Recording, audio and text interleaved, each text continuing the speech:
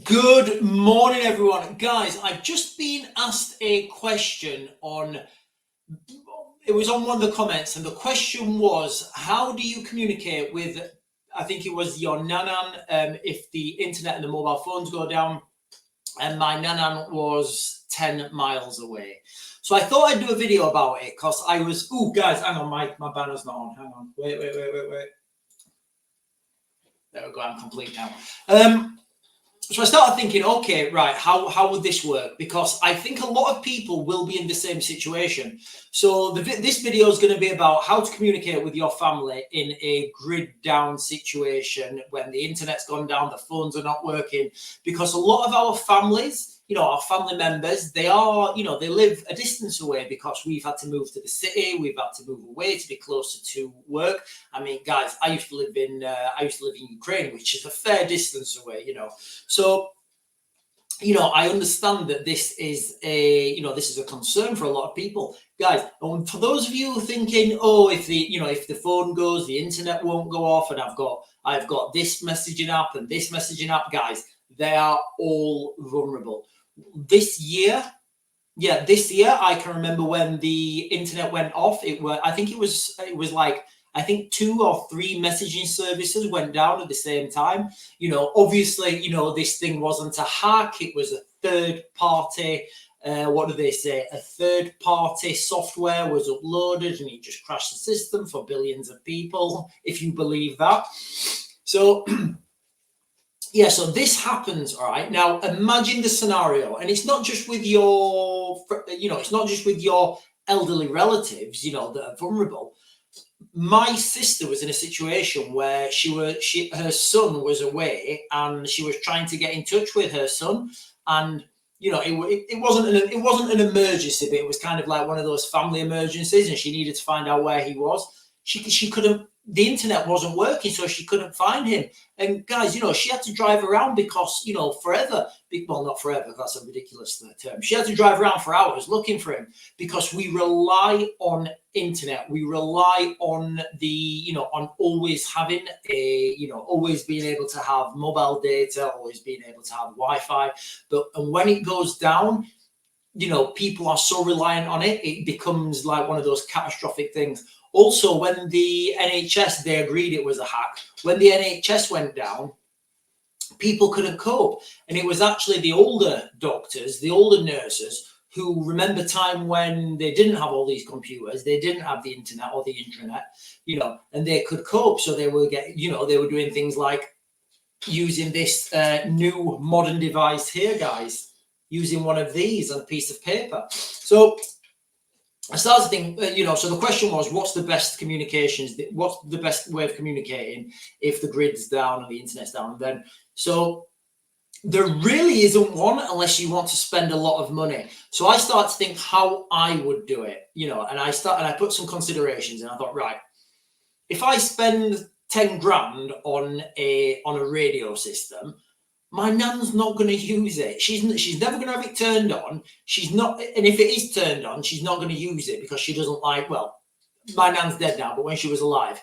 she wouldn't use it. She wouldn't like the static noise. She'd be saying things like, Sean, I'll turn it on when I want to talk to somebody. I'd be like, no, Nanny, we need it turned on all the time because I might need to get a message to you. And she just wouldn't listen, guys, all right? That's the reality. So you've got to put in, you've got to be realistic when you're thinking about these things. Is the person going to use it? Do they understand the threat? Because a lot of time, nanans probably don't understand how reliant everything is on the internet, because they don't. They're at an age now where they won't, guys, and this is not a diss on nanans or the elderly, but when you get to a certain age, you just don't listen. You don't care anymore. You just like, no, do you know what? I'm just going to grow my potatoes. I'm going to tend to my allotment, and that's me. I don't care. But as adults, we have to look after our the vulnerable people in our family.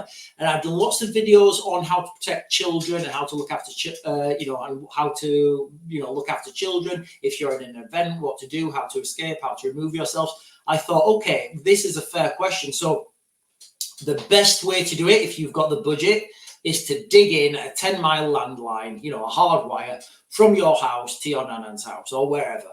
And I know that's not going to be feasible for 99.9% of the population. The next one would be to get a radio system. Again, these radio systems, they're expensive and they're not without fault. Your nana needs to turn it on to make it, for it to work. And a lot of the times, I know my nan, she'd just turn it off because she wouldn't like it, and she wouldn't like it.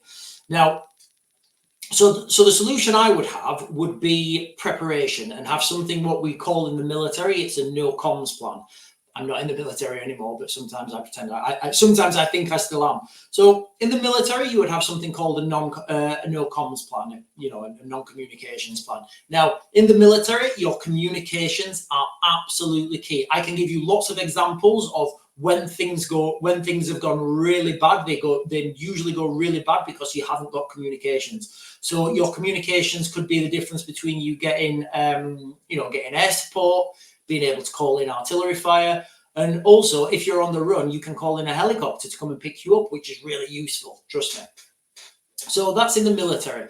But in the civilian world, I still think you can do this. So, and again, every situation is going to be different. Every scenario, and there's going to be lots of outside factors. So I'm going to try and generalize this as best I can to cast a wider net and cover as much as I can. So it would basically go down to a few things, guys, all right? You need a lost communications plan, and you need to communicate that with your vulnerable elderly, whoever you're aiming this at.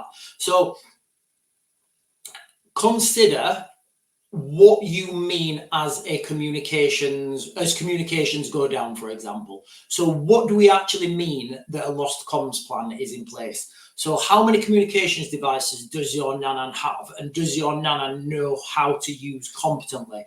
So it may be the case that, your nan can only pick up a phone and dial numbers on a landline. If that's the case, fine, that's what you have to deal with. It may be a case that your nan can only use her mobile phone that's one of those big ones, with the big numbers. That may be the case, that's fine. It may be the case that she can use messaging apps, or she's got an online portal or email. Doesn't matter. Whatever that situation, whatever that bracket is, you need to identify that bracket first, because you can't make a plan unless you understand what you're planning for. It goes without saying. So once you've identified that, you need to think, right, okay, can I give my nan extra capacity? So this could be, the easiest one. If she's using a mobile phone, for example, can you get her a mobile phone with dual SIM? So rather than being on one network, she's got two networks now, and whatever networks they are, O2 and Vodafone, or whatever, make sure she's got two networks, because that doubles her chances then. So if one network goes down, she's got a backup that may not have gone down. Again, they may go down, we don't know. So then try and identify what you would decide as you've not heard a no comms scenario. So if you've not heard from your nan, and again, I don't know how often you go and see them, I don't know how often you guys communicate with them, but what would qualify as no comms if you've not heard from her from 6 hours, 9 hours, a day, a week, whatever that is, you guys need to decide yourselves. And then you need to say, right, okay, Nan, if I've not heard from you for whatever reason, if I've not heard from you for a day, 3 days, whatever, I'm going to come to you.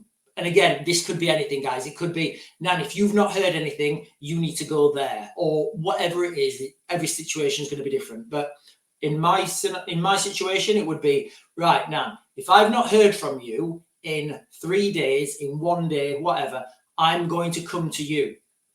So what I would do is I would make sure my nan, my vulnerable elderly family member had enough food, fuel, water, everything in their house so they could survive and look after themselves for that amount of time. And then it's my responsibility then in the back of my head to know, right, my nan is okay for 3 days, whatever. I'd go with 3 days. And then I think, right, if the grid's down, if there's a total communications blackout, I've got 3 days now to go and get to my nan. That could be 3 hours, that could be a day, whatever your situation is, whatever the different situations are, everybody's going to be different. But that's kind of the answer I'm giving to that question, guys. I know it's a little bit of a non-answer with communications equipment, but communications equipment, it's really expensive. You need to maintain it. You need to know how to use it. So potentially for nanans, it's not the best, it's not the best system. I think the best system is having a good non-communications plan. And that would be, right, identify what no comms means, identify the time brackets, make sure your elderly family members have got enough food, fuel, warm stuff, so that if everything had gone wrong in that house, in that flat, in wherever they are, if everything's gone wrong and they have absolutely nothing, and I'm talking about banking's gone down, they can't buy anything, they've got no running water, everything's gone down, worst case scenario, they've got enough, sustenance to last them until you can get to them, and then then it's your responsibility then to get to them. So that's kind of how I'd go with that, guys. Okay, I would have a good plan in, like everything comes down to planning. Okay, again, when I teach other militaries around the world, they're all saying, oh, Sean, we need to talk about, we need to be abseiling through windows with respirators on, and we need to be doing, all this cool stuff we see on YouTube videos. I'm like, no, guys, stop. We need to do planning. You guys need to plan your mission. Plan for everything that can go wrong and try and mitigate it before you even step out the door. That way you don't need to do backflipping hatchet attacks. But anyway, guys, so that's kind of the answer to this video.